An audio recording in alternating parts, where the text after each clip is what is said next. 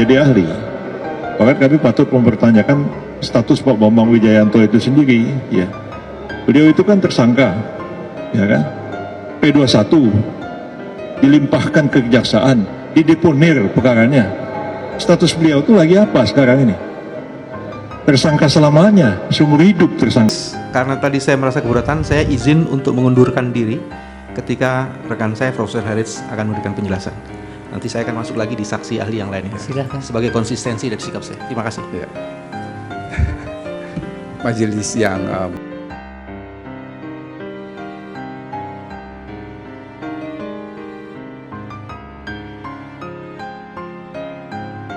Ketua Tim Hukum Prabowo Gibran Yusril Iza Mahendra menanggapi protes dari anggota Tim Hukum Anies Muhaimin, Bambang Wijayanto BW terkait kehadiran Wamenkumham Edward Omar Syarif Hiarij alias Edi Hiarij dalam sidang sengketa Pilpres 2024 di Mahkamah Konstitusi. BW keberatan lantaran Edi Hiarij pernah berstatus tersangka dihadirkan sebagai ahli oleh tim Prabowo Gibran. Yusril lantas mengungkit bahwa BW juga pernah tersandung kasus hukum dan kini masih berstatus tersangka. Kami patut mempertanyakan status Pak Bambang Wijayanto itu sendiri. Ya, beliau itu kan tersangka, ya kan? P21 dilimpahkan ke kejaksaan, dideponir perkaranya. Status beliau itu lagi apa sekarang ini? Tersangka selamanya, seumur hidup tersangka. Yusril menilai Edi Hiarij bukanlah seorang tersangka karena gugatan pra-peradilannya melalui Komisi Pemberantasan Korupsi dikabulkan oleh Pengadilan Negeri Jakarta Selatan atau PN Jaksel. Menurut Ketua Umum Partai Bulan Bintang ini, kasus yang menjerat Edi berbeda dengan BW. Sebab hingga saat ini mantan pimpinan KPK itu masih berstatus tersangka. Sebelumnya, tim kuasa hukum Anies Muhaimin Bambang Wijayanto keluar atau walkout pada persidangan perselisihan hasil Pilpres 2024 di gedung Mahkamah Konstitusi. Bambang walkout ketika ahli dari tim Prabowo Gibran Edward Omar Syarif Hiarij atau Edi hendak menyampaikan paparannya. Edi yang sudah berada di podium langsung merespon atas keluarnya Bambang dari persidangan. Edi Hiarij selalu bicara bahwa dirinya tidak terima Bambang Wijayanto di awal persidangan, membuat pemberitaan menjadi ramai karena mempersoalkan keberadaannya di MK.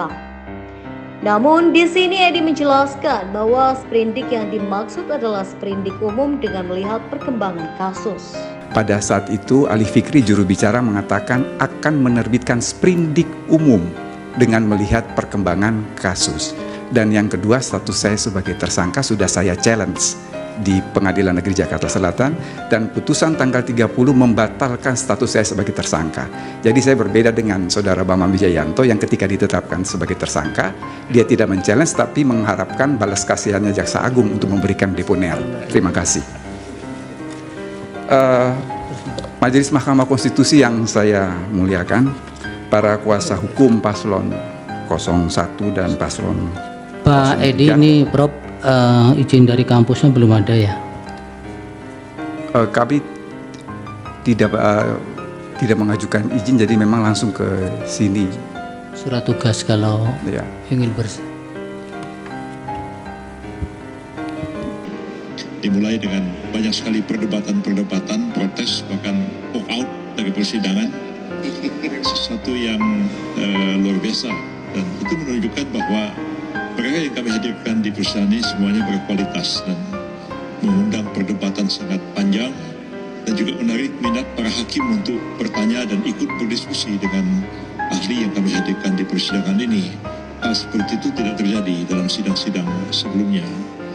Memang ada satu protes yang tadi dikemukakan oleh Pak Bambang Wijayanto sehubungan dengan kami menghadirkan Pak Edi Hiarij sebagai ahli.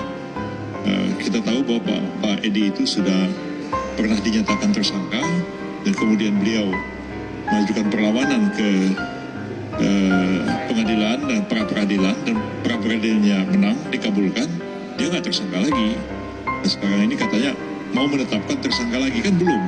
Nah, andai kata pun tersangka, ya tidak masalah juga. Siapa yang mengatakan orang tersangka tidak boleh menjadi ahli?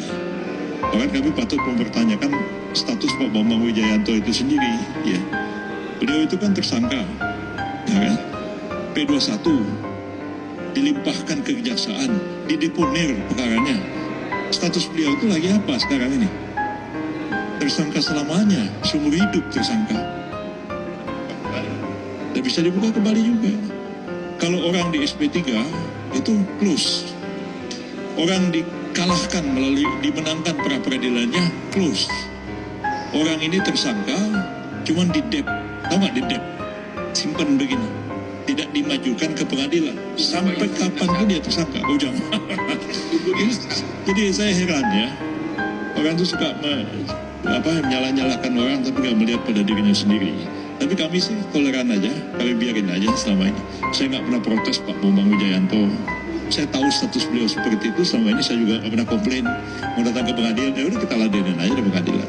Nah itu.